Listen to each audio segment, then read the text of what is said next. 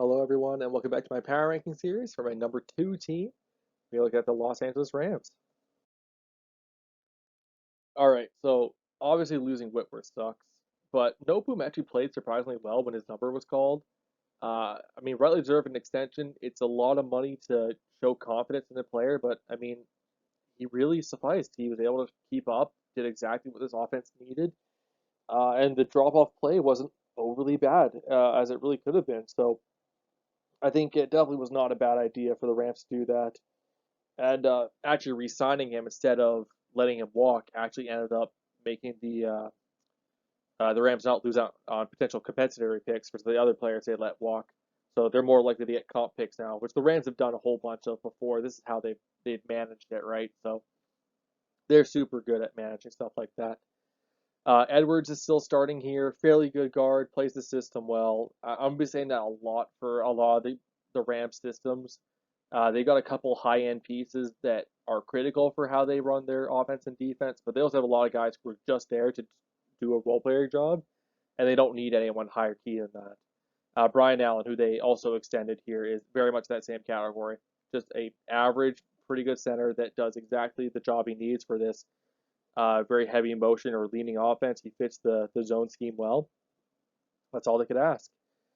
The big boy here is Robert Havenstein. He's actually the one that has some serious talent and note too at the tackle spot. I'll be curious to see if they can actually extend him or hold on to him come next season. But he's one that I like a lot as well as a player, and he's been super solid for this team for years now.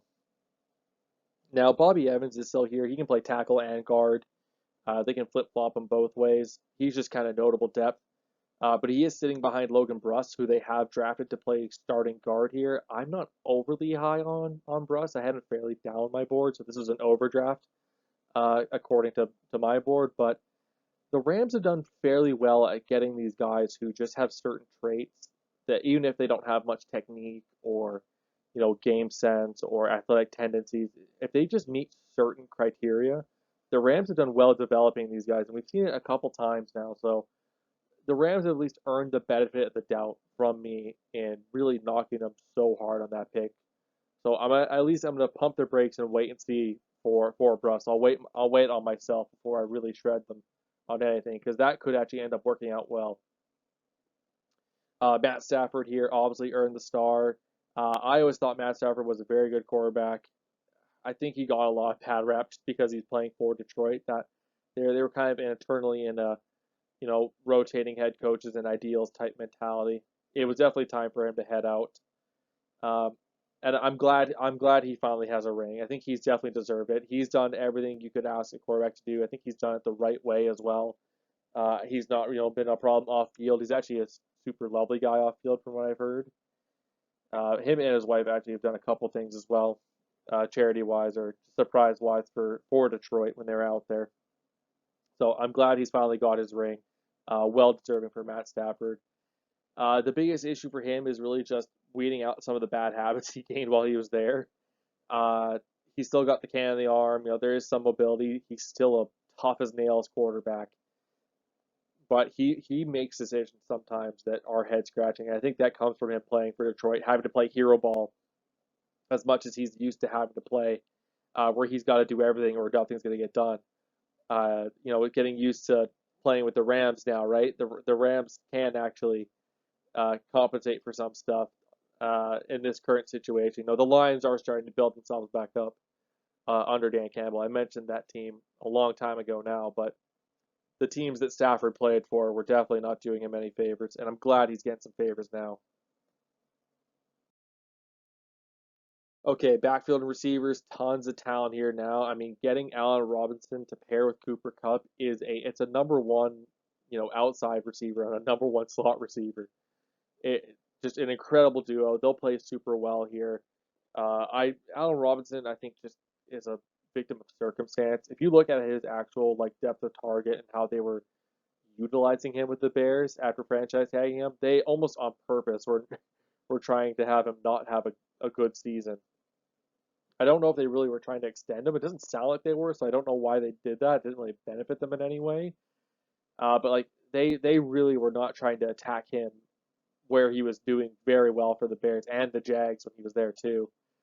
So him being on this organization, I think is it's a big win for the Rams, and I think it's a big win for Robinson himself. I think he'll shine the most here. Cooper Kupp, I mentioned a couple episodes ago, talking about lead blocking.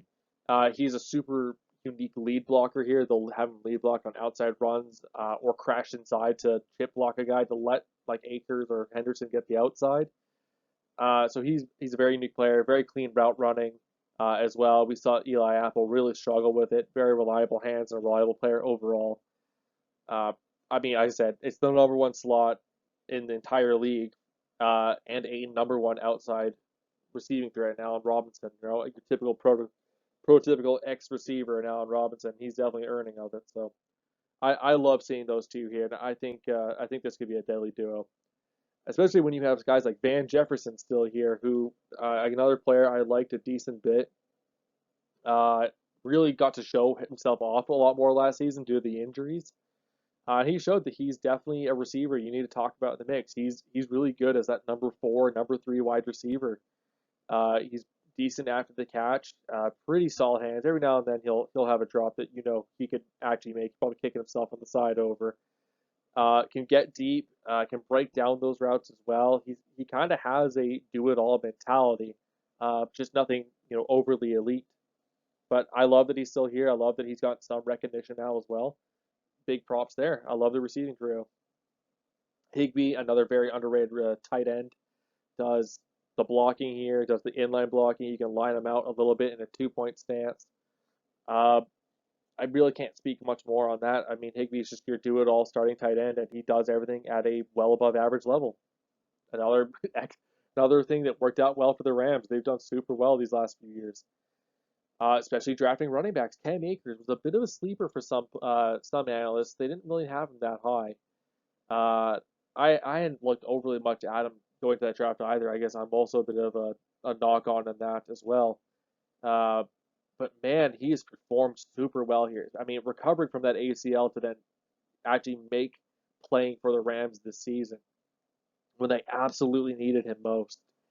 Uh, I mean, absolute team player and absolute grinder. He's definitely one of the reasons they get a Super Bowl ring this year, or at least last year, pardon me. Henderson is still here. He's just an okay kind of rotational back. He fits the system well. They did draft Kyron Williams, who I think I talked about a little earlier in the draft process. He is, I mean, he's your prototypical third down receiving back. That's what he does the best, coming from Notre Dame. He does have some very good eyes and pass protection. My biggest thing with him is I just need him to be a little more stable in his blocking, in the sense of, because he's smaller, a guy coming to bull rush him, since he just doesn't have the size, he can't really pick that up. So he's going to have to rely a lot more on technique and positioning to try at least, maybe not win that rep, but at least guide the guy in a different direction. So I think maybe coming here, maybe he'll have a chance to start developing that more. But his eyes in protection are definitely very quality. Defensive front seven. I mean, you got Aaron Donald. I mean, if any player was just an absolute game wrecker, like if you describe game wrecker on defense, Aaron Donald's photo should come up. His pressure rates are insane already for an interior player, especially the sack numbers too. But to have that great of numbers after getting those rates of double and triple, there is legit triple teams, and he gets them often. It does not happen often in the league to any other player for him to get. I think something like 12% of the time, 12 to 20% of the time, he'll get a triple team. It's ridiculous, man. It's hard to stop him, and he's just an all around incredible player. He plays the run superbly stout. I mean, we've seen the pass rush ability, right? It's insane. I almost wish I know I had to use the ring me photo from the Super Bowl, but man, I almost wish I used there was a clip of him facing the Dolphins. I believe it was last year. Of the Dolphins had 4 out of their 5 O linemen blocking just Aaron Donald, which was That's just that shows you the respect that Aaron Donald commands, and he absolutely does command it. I do not blame these teams on shifting their line and sending as much as they can at him. That's another thing. I knocked on the Bengals for calling. Leaving Aaron Donald one on one in a crucial passing down situation is not a it's not a good idea. Poor Spain got it rough from Donald on that play.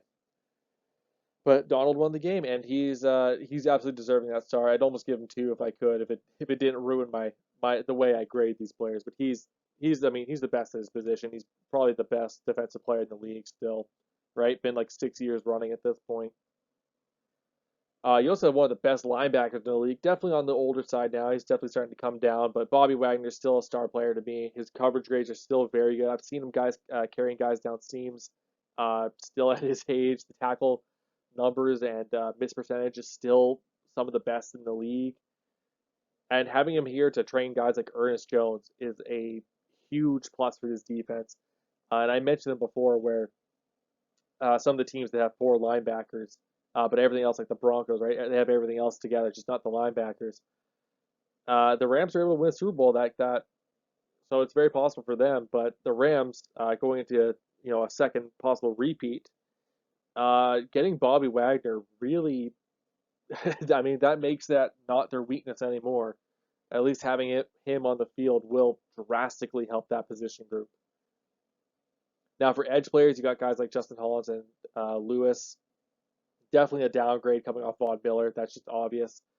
But they got some athletic tendencies, and they've done well here. Typically, whatever edge rusher is paired up on the other side with Aaron Donald does usually get a lot of one-on-one looks, or a lot of times where the tackle needs to step inside to make sure Donald doesn't try to kick inside or outside. Right? They have to kind of protect that, and in protecting, against Donald, they end up leaving themselves susceptible to these outside moves by the edge players. So typically, whatever edge rusher, if they have good athletic tendencies, uh, they typically do well on the outside of Aaron Donald, as shown in history.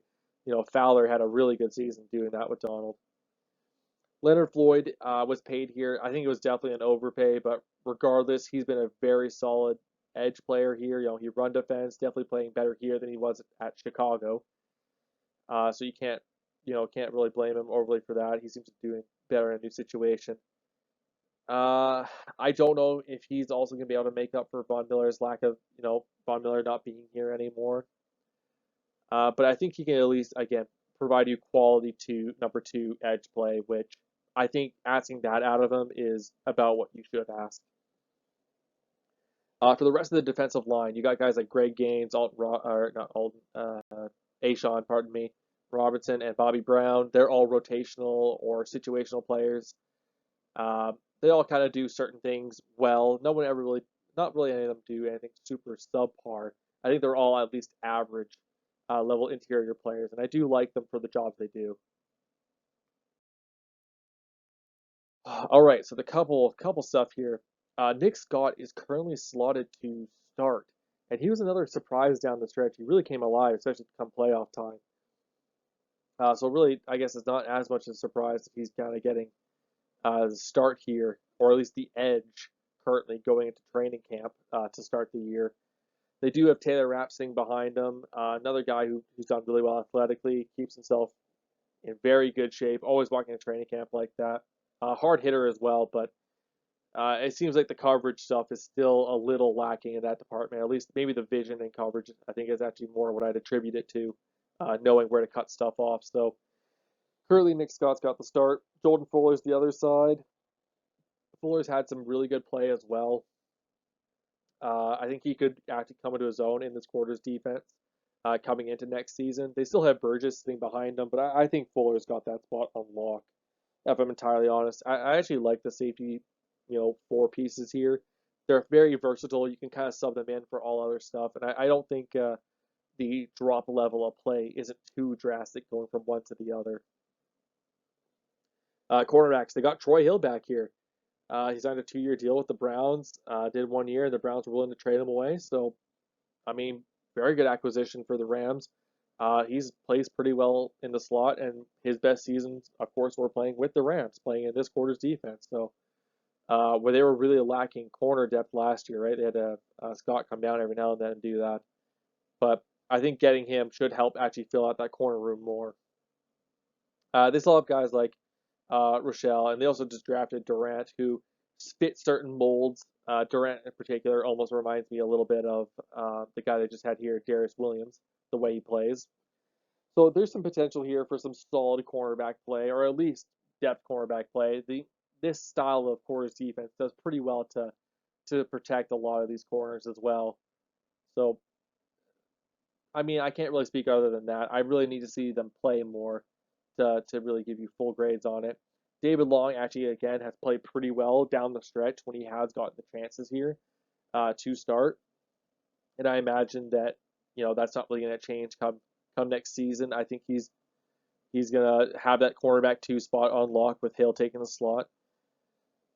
So we'll see if he really blossoms into anything. I don't think the Rams will be able to extend him if he does blossom into anything, even high quality, maybe not high quality, but even anything like decent quality. But if they can get that play out of him, that really helps their push for this year. And of course, you got one of the best corners in the league, Jalen Ramsey, especially when coming to zone. He struggled definitely come Super Bowl. That high flying offense, they were getting on him. There's a couple penalties that I think the refs missed on both sides during that game, especially with Ramsey getting face masked on the end there. But I mean, he's still one of the best corners in the league. I think I'm still confident having him up that high. I think the instincts are there. The run defense is absolutely there. He corrected that coming out of college. He comes down and hits hard sometimes. Some of these cornerback screen or these wide receiver screens, he blows up. So you're happy to have Ramsey. I mean, I talked about the Rams really having a bunch of guys who just kind of do their jobs, and they have certain pieces that they really paid money to and wanted to have very high quality at, and Ramsey was one of them. And I think especially that's paid dividends for them over the last few seasons. So special teams and coaching, Matt Gay and Dixon, fairly solid kicker and punters. I don't think they elevate or really hurt special teams at all. The coordinator himself, again, same category. I do want to note Raheem Morris. I think he's done a fantastic job, and he was a fantastic grab here to replace Staley last season. I think if they don't grab Raheem Morris, I think there's a chance this defense isn't as prominent with all their injuries down the stretch.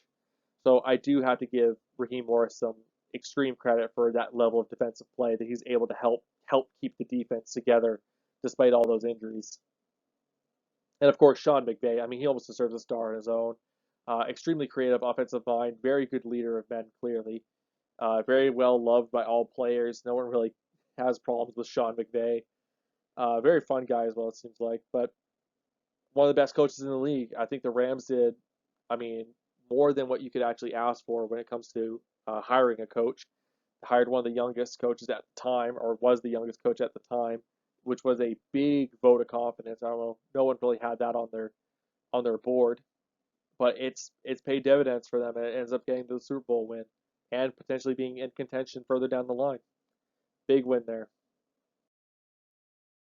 So overall, Rams are poised for another Super Bowl run, especially with the NFC getting weaker, including the once mighty NFC West.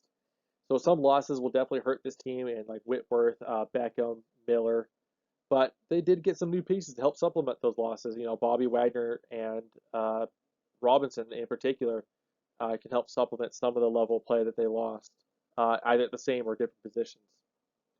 So this team has always been in the compete now mentality, and they really have done it again this season.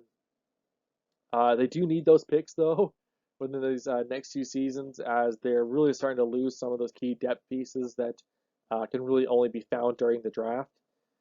So getting those back this coming soon will really help this team keep cheap and together for the next few seasons and be in contention.